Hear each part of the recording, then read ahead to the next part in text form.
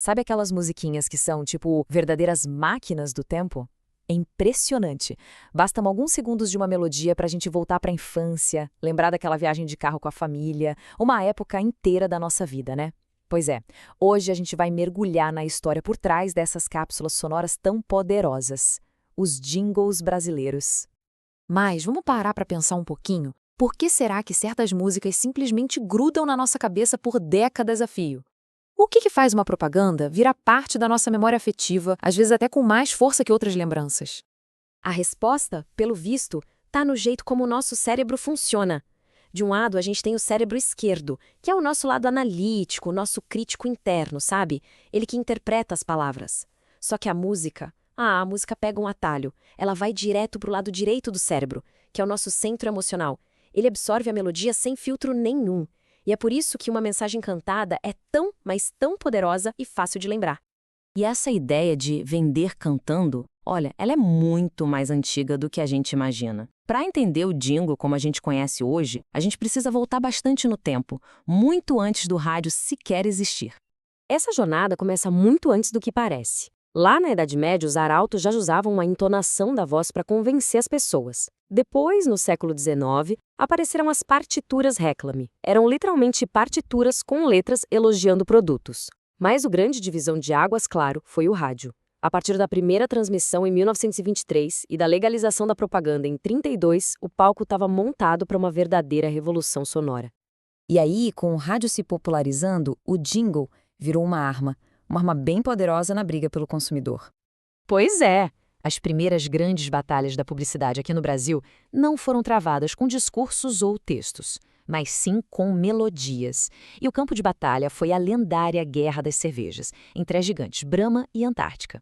E as estratégias, olha, eram fascinantes. A Brahma veio com um jingle dizendo que seu chopp de garrafa era igualzinho ao de barril. A resposta da Antártica foi genial. Em vez de simplesmente criar uma música, eles lançaram um concurso nacional para escolher o melhor jingle para o chopp deles. O resultado disso não só foi uma publicidade imensa, como eles praticamente criaram, da noite para o dia, um mercado inteirinho para compositores de jingles.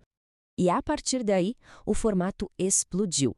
Um dos primeiríssimos sucessos icônicos foi este aqui, do inseticida Detefon. Uma melodia super simples, uma letra que resolve um problema com um bom humor, impossível de esquecer, né? E muitos outros seguiram essa mesma fórmula. Rimas simples, diretas, que acabaram virando parte do vocabulário do país. Quem não lembra das pílulas de vida do Dr. Ross? Ou do inesquecível melhoral, é melhor e não faz mal? A simplicidade era o segredo. Mas os jingles não ficaram só na venda de produtos, não. Eles evoluíram, ficaram mais complexos e começaram a refletir a cultura e até a política do país. E esse é um ponto fascinante. Em épocas politicamente mais tensas, a sátira encontrou no jingle o veículo perfeito. A melodia, que já era familiar para todo mundo, servia como uma espécie de cavalo de Troia para passar uma mensagem crítica, cheia de humor. A dupla de humoristas Alvarenga e Ranchinho era mestre nisso. Eles pegavam os jingles mais famosos da época e transformavam em paródias super afiadas. O jingle das pílulas virou uma crítica ao político Plínio Salgado. E a melodia do Detefon foi usada para mirar no chefe da polícia política, o Filinto Müller. Era a voz do povo usando a linguagem da propaganda. Mas e quem eram os gênios por trás dessas criações todas? Eram os jinglistas. Muitas vezes anônimos, esses compositores criavam a trilha sonora do dia a dia do brasileiro em produtoras super movimentadas como a Sonotec em São Paulo, misturando arte e comércio com uma maestria incrível. E o processo de criação podia ser surpreendentemente simples, viu? O do grande Edson Passarinho, por exemplo, era assim. Ele sentava na mesa da cozinha com um gravadorzinho de fita cassete. A melodia e a letra nasciam juntas, ali na hora. E essa gravação caseira era o embrião de um jingle que depois milhões de pessoas iriam cantar. Mas claro, nem sempre a visão do criador batia com a do cliente. Essa tensão fica muito clara numa história do criador Francis Monteiro. Ele apresentou uma letra super poética e o dono da Bunny's Jeans, um argentino bem pragmático, cortou ele na hora. E eu não vou financiar historinha. Quero um jingle que só fale Bunny's e Levi's. Esse era o desafio do jinglista, ser criativo dentro de limites bem comerciais. E o resultado desse talento todo? Peças com uma longevidade inacreditável. Pensa nesse número, 46.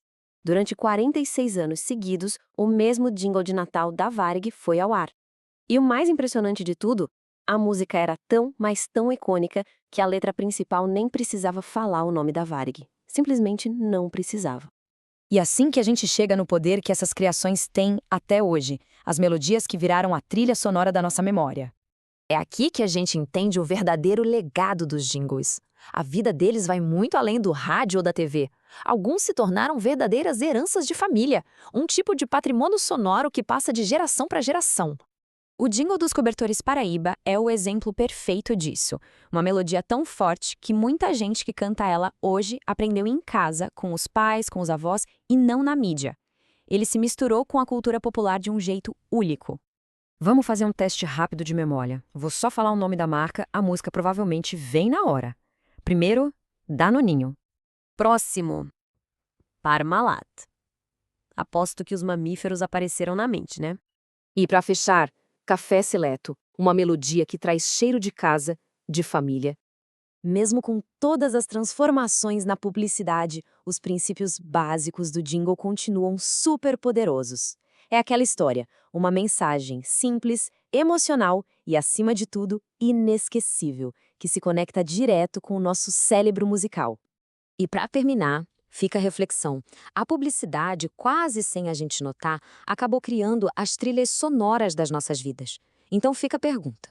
Qual jingle funciona como uma máquina do tempo pessoal? Qual é aquela melodia que tem o poder de transportar a gente para outro lugar, para outro tempo?